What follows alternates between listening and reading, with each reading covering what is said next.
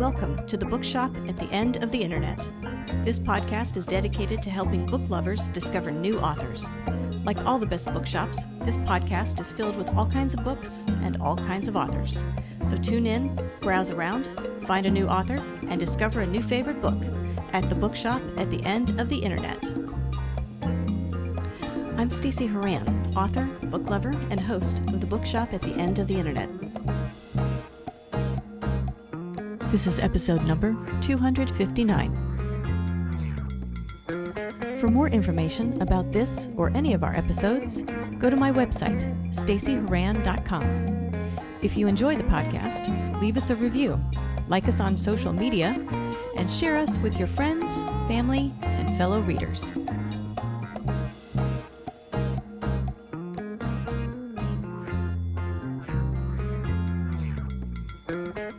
In today's episode of The Bookshop at the End of the Internet, I'm chatting with author Joe Battaglia about his debut novel, Beneath the Rings. Joe is a seasoned sports journalist who spent years covering the Olympic Games. His experiences inspired Beneath the Rings, which centers around a terrorist event at the 2040 Summer Olympic Games in Doha. In this story, an independent journalist finds herself in the center of an international hostage situation and has to race against time to uncover a terrorist plot steeped in corruption, trafficking, and revenge in order to save the Olympic Games from international disaster. Joe has drawn upon his nearly 30-year career in journalism, including coverage of multiple Olympic Games, in order to craft a fictional story based on an amalgamation of people he's known, places he's been, and events he's witnessed.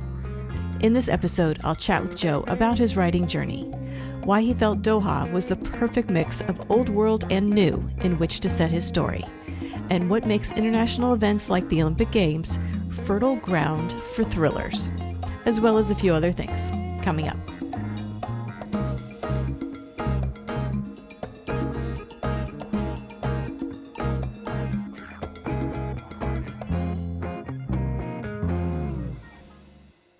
Joe Battaglia, thank you very much for joining me today on the podcast. Oh, it's so great to be here. Thank you for having me. I thought what we could do today is start by talking about your new debut novel, Beneath the Rings. If you don't mind, tell us a bit about this book and what inspired you to write it. Sure. Well, the book is about a terrorist sort of happening at the 2040 Olympics. A militant group kidnaps 12 athletes, and a independent female journalist named Nova Mendelsohn is kind of brought into the fray and ends up having to unravel the plot and go deep and try to save those athletes and ultimately save the Olympics from a blow up and a big natural, well, not even a natural disaster, a terrorist disaster. And what inspired me to write it was I have a background in Olympic coverage. I worked as a track and field and alpine skiing producer for NBC Olympics for 8 years, and I knew that I wanted to set my story, at least my first story, in that sort of Olympic world. So I want to talk about your main character, but first, I think for this story in particular, I'd like to talk about setting. Yeah. And I see setting as sort of three aspects with respect to your story. One is location. So why set it where you set it? Two is the year that you set it. You know, why set it when you set it? And the third is why the Summer Olympics? Like what in particular about that kind of event, that particular summer events versus, let's say, Winter Olympics or the World Games, or whatever. Like, what was it about Summer Olympics that is important for the story? So we can take those in any particular order, your choice. But I see that sort of as a setting as being sort of these three prongs. Sure. So I set this in Doha, Qatar for a couple of reasons. One, I had the opportunity to go to Doha for a number of track and field events in my career. And I found the place quite enchanting. It's got this mix of old world, Arabic city set against, this more modern, glitzy, glamorous sort of new construction that's been brought about over the last several decades. I know, Doha is kind of a controversial place. I'm well aware of the human rights issues and things that, went on in the construction for the World Cup, but I always, found it to be a sort of enchanting setting. The other reason I chose Doha is they're obviously a player on the international sports scene. They've hosted world championships in track and field and swimming. They're bidding for a future Olympics. So that was another part of it. I did not want to sort of write a historical fiction piece, which gets to your question about why the future. I wanted it to be a little bit, more forward in time, and I think that sort of opened me up to a bit more creative possibilities. Didn't need to feel like chained to history so much. Gave it a little bit of realism in that, like, the bidding for, the Olympics in the future going on, there's nothing to say that, like, in 2040 the Olympics won't be in Doha, Qatar. I mean, they very well might be. And no, I don't have a crystal ball to know that, but it's a very real possibility. So, Right. Well, that would um, help book sales going forward. That yeah, would be great. it would certainly recycle book sales for sure. And then why Summer Olympics? I think it sort of just went to Qatar's not hosting a Winter Olympics. It's a very good There's point. I know they've air conditioned outdoor stadiums, but I don't know how they're manufacturing, Snow and mountains and yeah, yeah. winter. It would all have to be indoors somehow. I don't think they're doing that. Although they do have in their mall, they do actually have an ice skating rink in the food court. I've seen that firsthand. So they're capable, but I don't know if they can get all the outdoor skiing venues indoors. Summer Olympics kind of help there, and wanting this to be a kidnapping sort of, event that happens at the Olympics. I hearkened it back to the 1972 Munich kidnapping a bit, so tried to tie it a little bit historically. So kind of keeping it in the Summer Olympic realm. And I imagine 2040, only about 15 years out.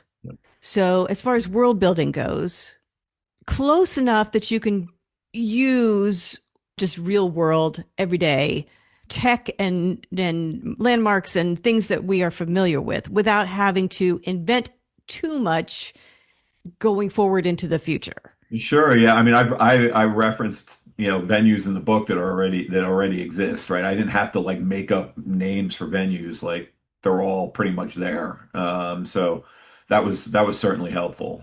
Yeah. So I want to talk a little bit about the main character. You mentioned Nova, Yeah, as an independent journalist. yeah. For people picking up the book, what would be helpful for them to know about her? Well, Nova is sort of an amalgamation of a lot of different people. I rooted her background in New Jersey. I came from New Jersey. She was, I was born and raised in Newark, and I set her as born and raised in Newark, just a different section of Newark.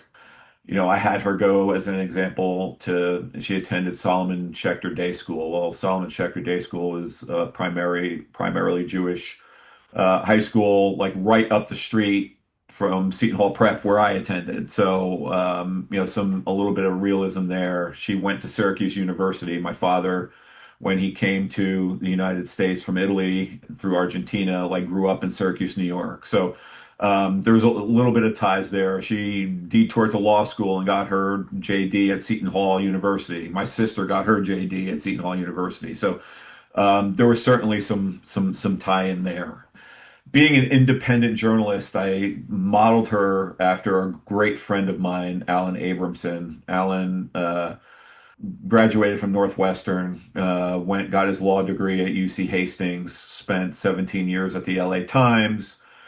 He's an independent journalist now. He founded a site called Three Wire Sports, and he's kind of a beacon in the Olympic, coverage world, particularly the political side of the Olympic movement. He's really dialed in there, and so Nova's platform, Olymp Pulse, sort of mirrors Alan's independent voice with Three Wire Sports.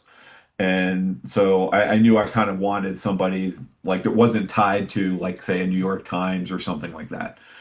Nova's a very gritty character. And, I sort of drew from Lara Logan a little bit there, a fearless reporter, went through hell and back, in 2011 with her assault in Egypt and really embodied a resilience and a refusal to be silenced that I wanted Nova to have. And then, I kind of tied, certain aspects of her personality to historical figures like Nellie Bly and Ida Tarbell and,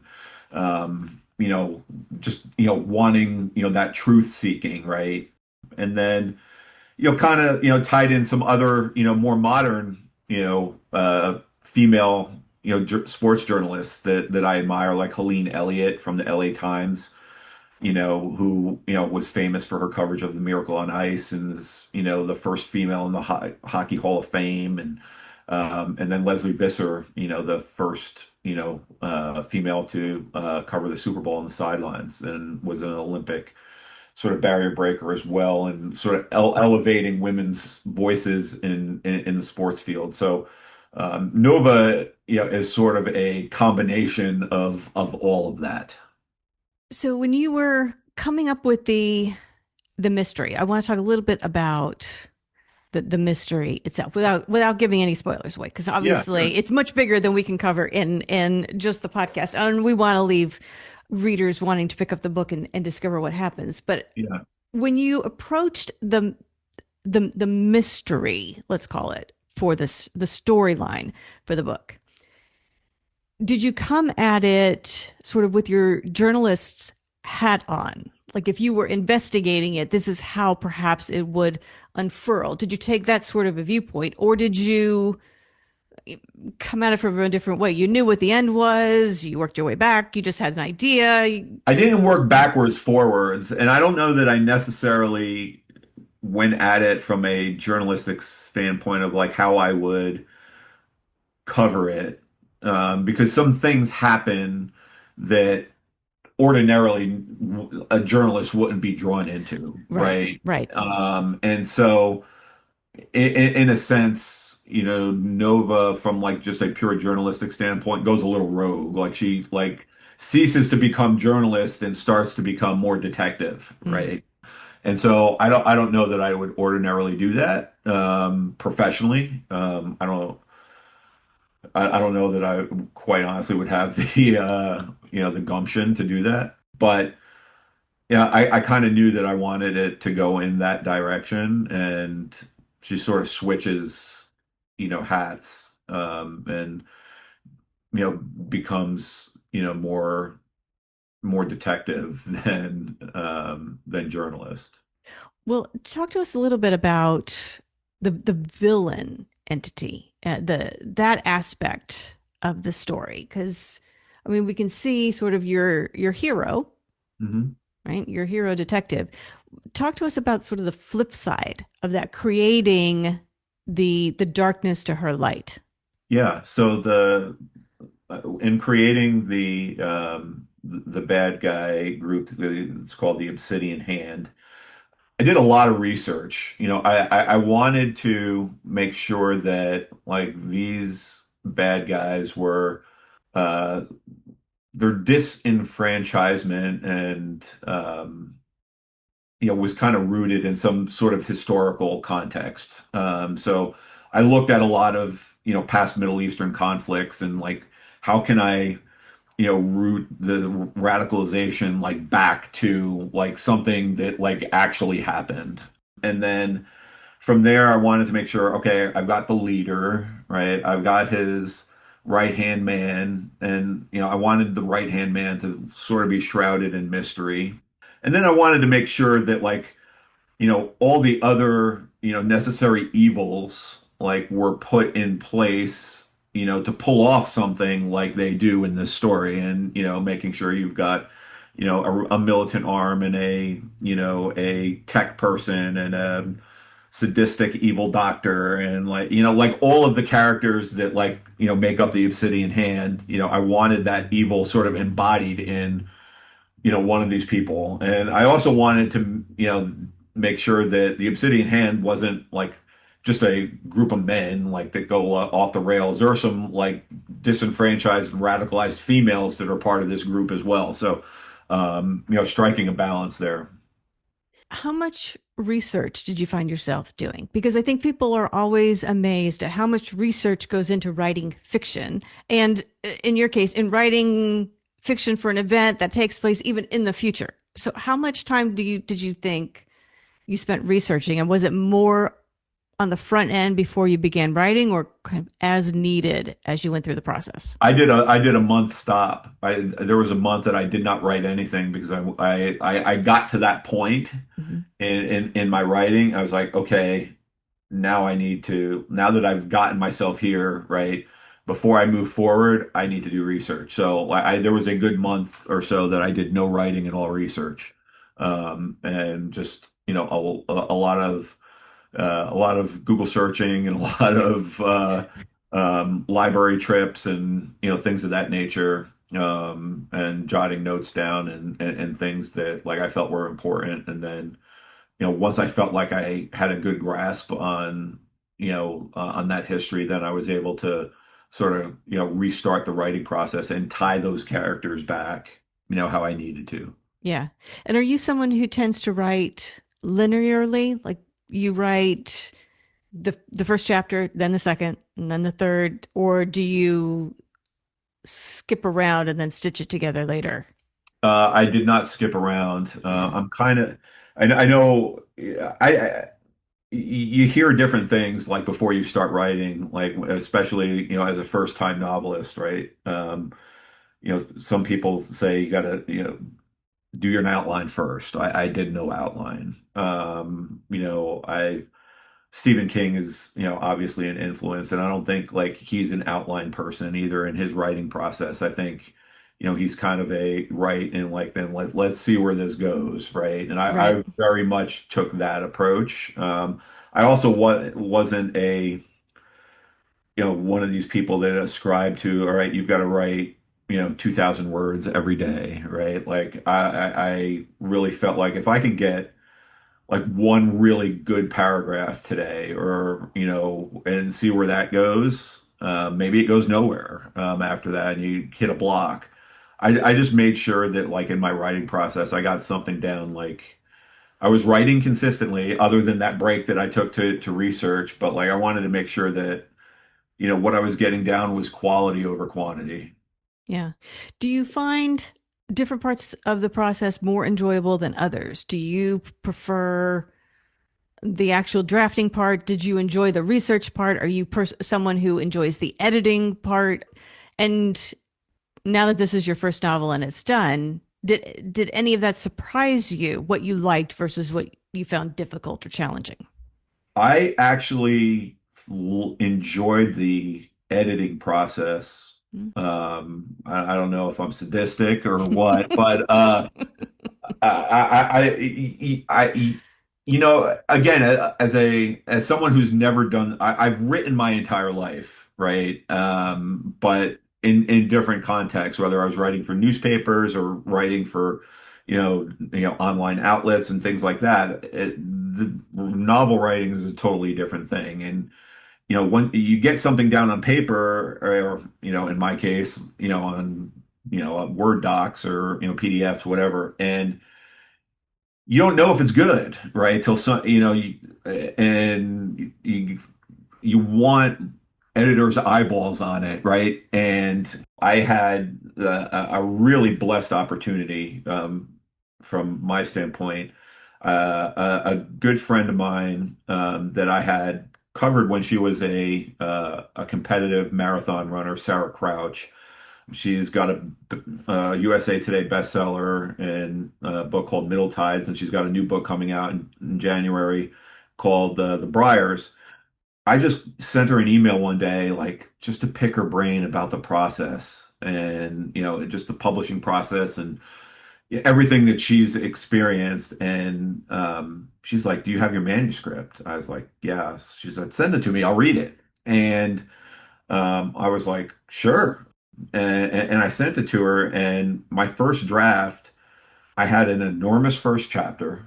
I think it was something like 7,000 words or something like right off the bat. And I took some of the stuff that the Obsidian Hand was doing to an extreme that probably like made this book like more in its first iteration, a convoluted mystery thriller gore book. And she's like, what do you want this to be? Right? Like there is a whole, group of people that like go for gore, but right now I feel like you've kind of mixed your genres and you've jam-packed, so much into your first chapter, like, you're gonna, lose people's interest, right? And like she gave me the advice that I needed to streamline, my book, streamline the opening chapters, make it more digestible and, keep the flow going. And without that, I don't know that I have a novel right now. And then, from there, going through the line edit process and all of that was really beneficial. And, I got really great advice and, made some really good edits along the way that I think like got the finished product to what it is. But, had Sarah not, been, gracious enough to give my first draft a read, yeah, I don't know, this book comes to fruition. Yeah. How many drafts do you think you ended up with? Three. Three drafts. Okay. Yeah. Okay. Which is a lot. Yeah, there was the first draft, there was the line edit draft, and then another revision after that. Yeah. Yeah. Well, I'm curious. I didn't get to ask this earlier, but I am curious. Based on your background and what you've chosen to write about, this Summer Olympic event that happens in the future, what do you think? So a reader picking this up is going to go, okay, Summer Olympics, I know all about that. Here's a mystery set in it. I'm just curious what readers, people in general who have not spent time in that world, what we might get wrong, what we don't know about events like that, big international events, big international sporting events in particular, what readers might be surprised to learn about in your book. Yeah, I tried to tie some of my experiences in there. I wanted to make sure that, like, at the outset, the book starts with, the opening ceremony. And, I wanted to set the stage of, with the opening ceremony and, bring readers into that experience and envision what an opening ceremony in a place like Qatar could be, right? Like there's never been an Olympics in an Arabic nation, right? So, bringing some of that history out, and that tends to happen. If you look at the opening ceremonies, they tend to tell a story about the culture and the country and the and sort of set the stage for those 3 weeks right off the bat. And I wanted to do that, to set the Doha setting. And then there are little things like, the just the how the main press center operates and the press conferences and the security and bringing folks into the athletes village and some of the goings on there. I wanted to make sure that there was some of that realism that like I could bring to it, especially for, like you said, for folks that aren't that familiar with the Olympics, right? I didn't want to overwhelm people with Olympic minutia. I just wanted to bring certain elements that tangible elements that people could relate to, and maybe peel the curtain back a little bit on what some of that is like. Yeah. And what do you think it is about events like this, and in particular one set where you've said it, that makes it sort of ripe for mystery and something high stakes? Like, right? I mean, like an event like this. Yeah, I mean the Olympics are high right? Right? Yeah. You've got 200 something nations, you've got 10,000 plus athletes. All the eyeballs of the world are on it. It's broadcast everywhere in every language. It that certainly raises the stakes. There has not been an incident, since 72, right? We're fortunate. We've gone into Olympics. I remember my first one being in Beijing in 2008. A lot of worry. We're bringing people into this communist nation, right? What is it going to be like in China? And truthfully, like I had never felt safer. I've been to Doha, like I said, a number of times. What is it like for a Westerner to go to this Arabic nation? Well, guess what? Like it was like one of the safest places, I have ever felt. So I think, with those experiences, there's always some cynicism like going in. So I think that sort of, helps, set the stage there.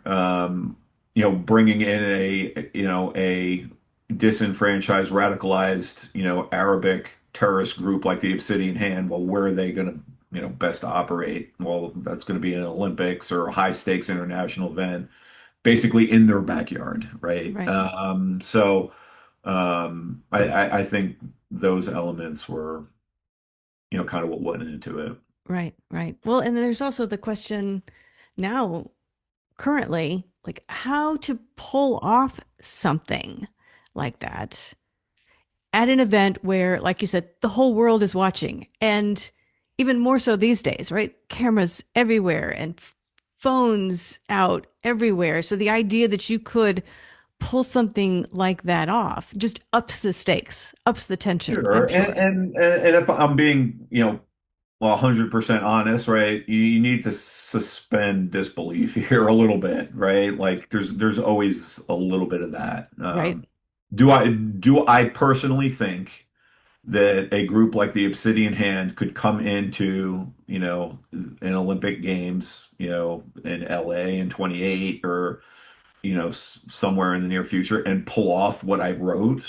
Probably not. But um, there's nothing wrong with having a little imagination, right? And taking people there. Right. Right. Is this the kind of story you gravitate when you pull a book off the shelf to read it? Do you tend to read the kind of stories that you're writing? I do. I Yeah. do. I do. I like mysteries. I like thrillers. I like biographies. I like going. I'm a nonfiction reader as well. So I think it helps, to be able to read some of that nonfiction, and if you're gonna write fiction, like root it back if you can. Mhm. Like that was something, like I said, that was really important to me in my writing process. As I mentioned earlier, Stephen King is like my go-to, and I'll read just about anything that he puts out. I take Stephen King audiobooks with me when I go fishing on the weekends, and at 4 o'clock in the morning in the dark, playing an audiobook on my phone, like hoping somebody doesn't come up behind me and stab me in the back, right? Like, um, uh, but yeah, I do. And the other thing that I think there's really a lack of, when you look at thrillers, there sports thrillers and sports mysteries. Like, I'd be hard pressed to put my finger on one right now, right? Like, so I think it's a neat opportunity to sort of take, the genre in that direction. Right. Right. Well, do you have other works in progress? I mean, this is your debut. Are there more books coming? Do you have more books planned, and do you have other goals as a I writer? I don't have another project like started. I've got ideas. Beneath the Rings finishes in a way that like could have a follow up, but I haven't gone there yet. I think I've been really more curious before I start another novel project to see how this one goes. Being it is the first, I have a lot to learn certainly, and I'm learning on the fly. And I think before I get too deep and serious about writing another one, I want to see how this one goes. I've um, you know publishing with a kind of a small hybrid publisher um, is it requires the work that you put in to get the book out, but then also market the book, right? And that's a whole nother job basically, right? And so I'm at that point. I'm really invested in doing that, and trying to get the word out about Beneath the Rings, and make it as successful as I possibly can before I tackle the writing process again. That's not to say that I don't want to. The creative juices are certainly there, but I want to see this one through before I dive into another one. Right, right. Fair enough. Yeah. It is a full-time job doing the part that you're doing now. Yeah. So if people want to that end, if people want to learn more about you and the book, um, and then eventually look for new releases, that sort of thing, where can they go to find you? My website is booksbybattaglia.com. All the information, all my socials are there. I've written a bunch of blog posts about my characters. So if you want to, learn more backstory on some of these characters before or like while you're reading the book, like there's some bonus material there to, kind of whet the appetite. So yeah, I mean, all that information is there. The book is available pretty much anywhere you can buy books online. It's, Amazon, Barnes and Noble, Books a Million, Walmart. I mean, like literally anywhere, online you can find it. Good, good. Well, Joe, I want to thank you for joining me today on the podcast, and I want to wish you luck with Beneath the Rings.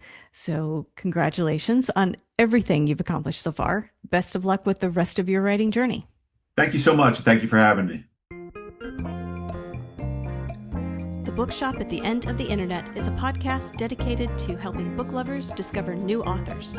Like any good bookshop, this podcast features a wide variety of books by the equally varied and interesting authors who felt compelled to write them.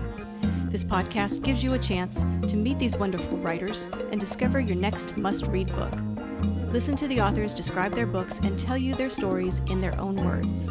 My interviews feature books from all genres and authors from all walks of life, including those who are indie published as well as those published by small presses and large publishing houses. Looking for unique, not so easy to find books for yourself, a friend, or a book club? Tune into this podcast and find your newest favorite author or maybe a soon-to-be bestseller. This podcast, like all the best bookshops, is filled with all kinds of books and all kinds of authors. Tune in, browse around, find a new author, and discover a new favorite book. You never know what treasures you might find in the bookshop at the end of the internet.